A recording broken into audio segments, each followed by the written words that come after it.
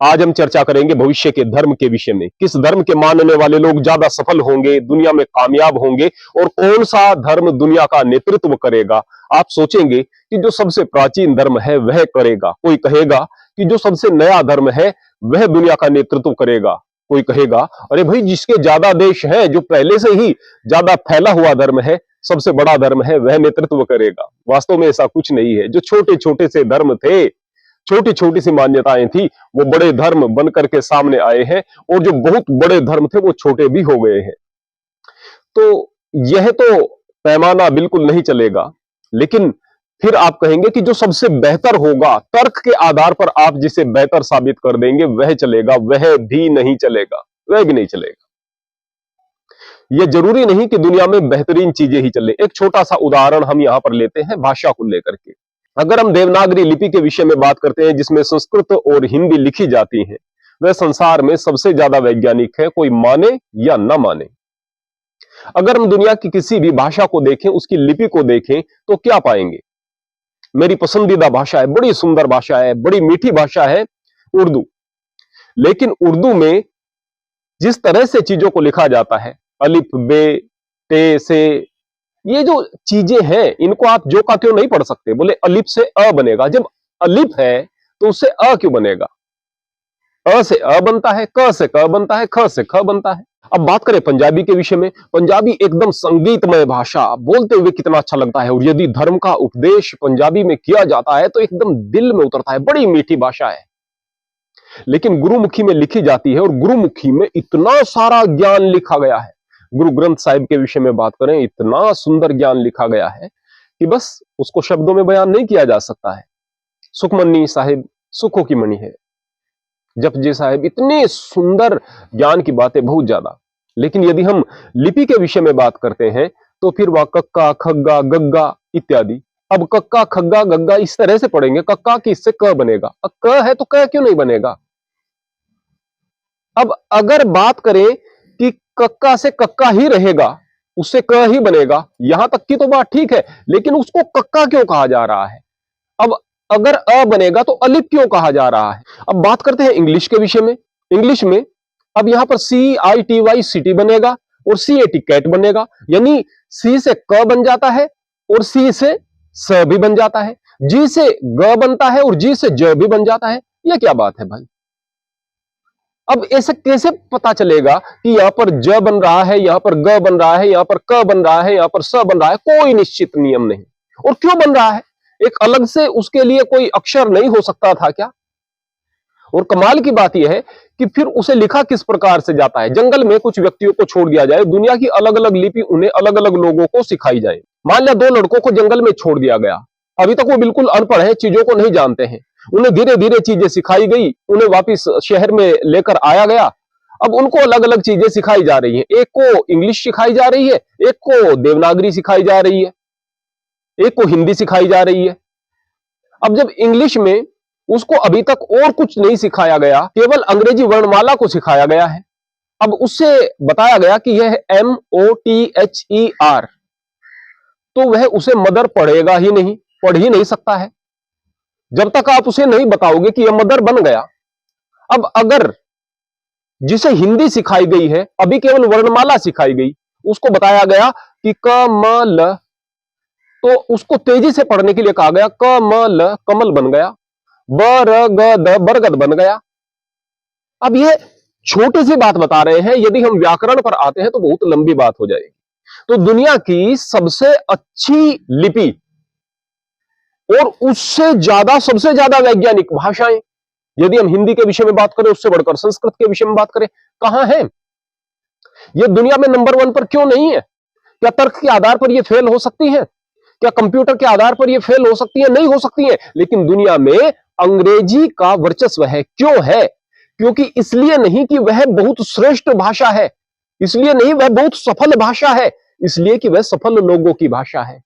यदि आप लोग सफल हो जाएंगे तो आपकी बातों का अनुसरण होगा। अंग्रेजों ने दुनिया का नेतृत्व किया है, दुनिया पर राज किया है, भले ही वह किसी भी प्रकार से किया है, भले ही अत्याचार के साथ किया है, भले ही धोखेबाजी के साथ किया है, लेकिन फिर भी इस बात में कोई शक नहीं है कि उन्होंने आगे बढ़ करके चीजों का सामना करके बहादुरी से दुनिया पर नेतृत्व करने की अपने अंदर क्षमता पैदा की। और इस बात में भी कोई शक नहीं है कि दुनिया में बहुत सारे आविष्कार करके बहुत बड़ा अपना कद बनाया, अपना विकास करके अपने आप को सफल साबित किया। और सफल लोगों की चीजों का अनुसरण होता है। जो इस बात का विरोध करते हैं वो लोग भी अपने बच्चों को इंग्लिश मीडियम में जरूर भेजते हैं, अंग्रेजी जरूर सिखाते हैं। ऐसा नहीं कि उनको अंग्रेजी नहीं सिखाएंगे, और कोई बुराई भी नहीं है भाई।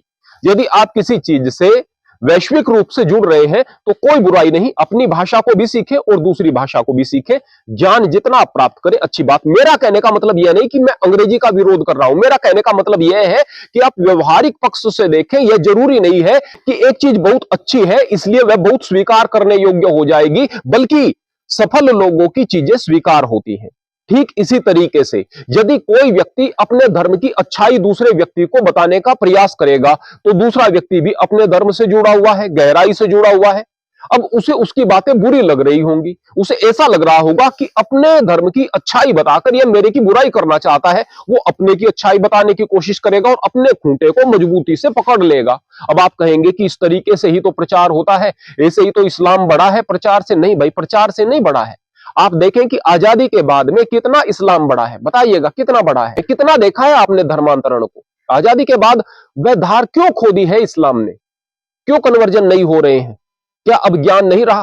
क्या प्रचार करने वाले नहीं रहे? क्या आज प्रचार सामग्री की कमी है? नहीं, वो सारी चीजें और बेहतर तरीके से हो रही हैं। उनके कारण कुछ और रहे हैं, वो नहीं है जो आप सोच रहे हैं। कारण कुछ और रहे हैं, उस पर लंबा विषय हो जाएगा। मेरा कहने का मतलब यह है कि न तो आप हिंदू हिंदू करके दूसरे को हिंदू बना सकते हैं, न मुसलमान मुसलमान करके मुसलमान बना सकते हैं। आप धर्म की बात को अलग रखिएगा, धर्म को व्यक्तिगत बनाकर रखिएगा, खुद तरक्की कीजिएगा। यदि आप तरक्की कर गए, यदि आप आगे बढ़ गए तो आपकी बातों से प्रभावित होंगे लोग बाग। यानी आप जीवन में सफलता प्राप्त कर रहे हैं। किस प्रकार से? क्या पैसे को प्राप्त करके? नहीं, सभ्यता को भी प्राप्त कर रहे हैं, मर्यादा को भी प्राप्त कर रहे हैं, प्रसन्नता को भी प्राप्त कर रहे हैं, शर्मो हया को भी आपने नहीं छोड़ा है। दुनिया में अच्छाई का, सच्चाई का, तरक्की का आप उदाहरण बन करके आए तो आपकी बातों का अनुसरण दुनिया करेगी। और आपने तरक्की तो बहुत कर ली, मर्यादा छोड़ दी, घरों में लड़ाई झगड़े हैं, परेशानियां हैं। लोग कहेंगे कि देखो ये झूठी तरक्की है। इस धर्म के लोग तो खाम का पैसे को तरक्की मान रहे हैं, चीजों को तरक्की मान रहे हैं, इसलिए आपकी तरफ नहीं जाएंगे। सर्वांगीण विकास यदि आपका होगा तो आपके धर्म का अपने आप विकास हो जाएगा। अब इसका तरीका क्या है? इसका तरीका यह है कि देखें कि आपके धार्मिक स्थानों पर कितना धार्मिक कार्य हो रहे हैं। अगर हम गांव देहात में मंदिरों के विषय में बात करें तो लोग बाग वहां पर जाते हैं और बस दिया जलाते हैं और वापस चले आते हैं। कई बार तो इस प्रकार की चीजें भी होती हैं जो मंदिरों में नहीं होनी चाहिए। इधर उधर की बातें होंगी, लोगों की चुगली होंगी, कई प्रकार की राजनीति होंगी, लेकिन कोई ज्ञान की बात नहीं होगी। हम यहां पर मंदिर में बैठे हुए हैं, हम देखते हैं कि जितना हम ज्ञान की बात लोगों को बताने की कोशिश करते हैं उतना ही मूर्ख साबित कर दिए जाते हैं। और यदि यहां पर बैठकर हम पाखंड की बात करें तो जाहिर सी बात है बहुत सारे लोग यहां पर इकट्ठा हो जाएंगे। तो मूल बात क्या है? जब आप पाखंड चाह रहे हैं तो जाहिर सी बात है आप पीछे हट रहे हैं। बौद्धिक रूप से भी, तर्क के रूप से भी, स्वास्थ्य के रूप से भी, हर चीज से आप पीछे हट रहे हैं। आने वाले समय में कहेंगे कि ये मूर्खों का धर्म है, आप पीछे हट जाएंगे। अगर हम इस्लाम के विषय में बात करें, बच्चों को यह सिखाया जा रहा है कि इस्लाम सबसे बेहतरीन मजहब है, दीन ही यही है और दूसरा कोई दीन ही नहीं है। जिस तरह से हिंदू कहते हैं कि धर्म तो केवल सनातन है, बाकी तो सारे मत हैं, ऐसे मुसलमान कह रहा है कि दीन तो केवल इस्लाम है, बाकी तो कुछ है नहीं। दूसरा आदमी अच्छा हो सकता है, बहुत बेहतरीन हो सकता है, लेकिन कलमा नहीं पढ़ा है, अब जन्नत का अधिकारी थोड़े बनेगा, रह तो गया काफिर ही। तो जब इस तरह की बातें बच्चों के दिमाग में बैठ जाती हैं और यह बैठ जाता है कि हमारे पास ही ईश्वरीय ग्रंथ है, तो बस फिर उनके सीखने के सारे दरवाजे बंद। और जो उन्होंने मदरसे से सीख लिया या जो उन्होंने ज्ञान प्राप्त कर लिया, उस ज्ञान को उस ज्ञान से बहुत ऊपर रखते हुए, जो कि दुनिया में भी उन्हें चाहिए, जो मैनर्स के रूप में चाहिए, अनुशासन के रूप में चाहिए, तरक्की के रूप में चाहिए, हजार चीजों के रूप में चाहिए, उनके भी ऊपर उस ज्ञान को रखते हुए कट्टरवादी बन जाएंगे। और फिर उन कट्टरवादी लोगों को गुमराही की तरफ जाने में देर नहीं लगती है। दिक्कतें बहुत सारी आती हैं। इस्लाम के अंदर एक बहुत सुंदर परंपरा है कि जुमे की नमाज के बाद में खुतबा होता है। खुतबा यानी धार्मिक प्रवचन। अब धार्मिक प्रवचन करने वाला मौलवी यदि पढ़ा लिखा है, होशियार है और बच्चों को अच्छी तालीम देने वाला है, लोगों को अच्छी तालीम देने वाला है, स्त्री पुरुष को अच्छी तालीम देने वाला है, तो निश्चित रूप से उसके खुतबे से लोगों को फायदा होगा। लेकिन यदि हम केवल दीन की बात तो बता रहे हैं और दीन का हिस्सा इस दुनिया को नहीं मान रहे हैं, अरे भाई दुनिया के बाद निश्चित रूप से मैं तो यही है कि दुनिया के बाद हम कहां पर जा रहे हैं यह महत्वपूर्ण है, लेकिन दुनिया के बाद भी हमें अच्छा स्थान केवल तब प्राप्त हो सकता है यदि हम दुनिया में बेहतरीन इंसान बनकर के रह रहे हैं। यानी हम उस खुतबे में जो धार्मिक आपकी बात है वह बता रहे हैं, उसके साथ साथ बच्चों को बताएं, प्यारे बच्चों जो अच्छी बातें आपको कहीं से भी सीखने को मिल रही है उन अच्छी बातों को सीखो, दूसरे मजहब वाले लोगों से भी सीखो और पढ़ाई लिखाई बहुत मेहनत से करो, अपने मन को संयम में रखो, खान पान पर आप काबू रखो,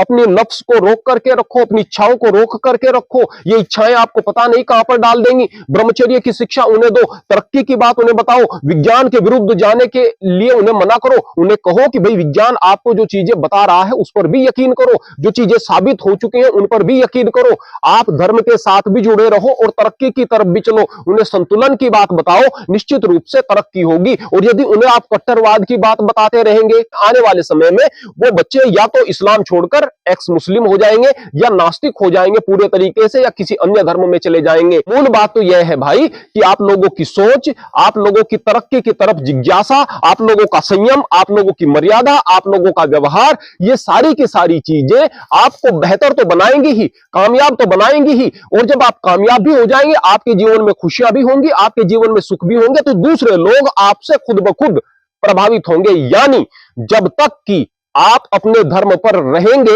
लेकिन अच्छे इंसान बने रहेंगे, तब तक आप बगैर प्रचार किए भी अपने धर्म का प्रचार कर रहे हैं। और यदि ये सारी चीजें आप में नहीं है और दुनिया को बताते रहेंगे हमारा धर्म तो शांति का धर्म है, हमारा मजहब तो शांति का मजहब है, और पता चलेगा कि हाँ भाई दूसरे लोग तो बम बांध करके मर रहे हैं धर्म के नाम पर ही, आतंकवाद फैला रहे हैं धर्म के नाम पर ही, तो फिर वह धर्म बिल्कुल नहीं फैलेगा भाई।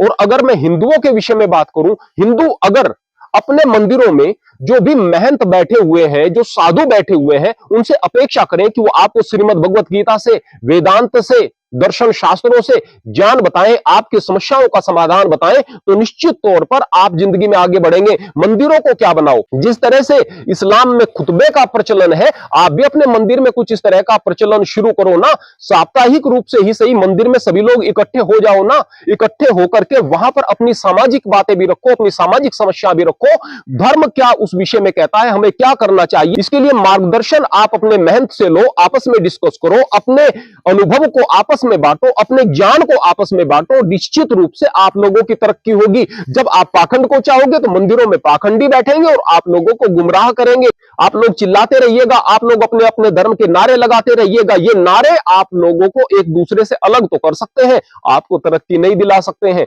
तरक्की के लिए इन सारी चीजों की जरूरत है जो अभी आपको हमने बताने का प्रयास किया। जो समझ गए हैं वो निश्चित रूप से अपने धर्म की तरक्की के लिए बात कर रहे होंगे और अपने बच्चों को धार्मिक बनाकर रखेंगे, और जो नहीं समझेंगे आने वाले समय में ये बच्चे धर्म को गाली देंगे, नास्तिक हो जाएंगे, और निश्चित रूप से आप लोगों को अंधविश्वासी कहकर आप लोगों से भी नफरत करेंगे, गुमराह होकर के अपनी जिंदगी को बर्बाद कर रहे होंगे। इसलिए ऐसी स्थिति से बचो और अपने धर्म को श्रेष्ठ धर्म बनाने के लिए अपने आप को श्रेष्ठ बनाओ।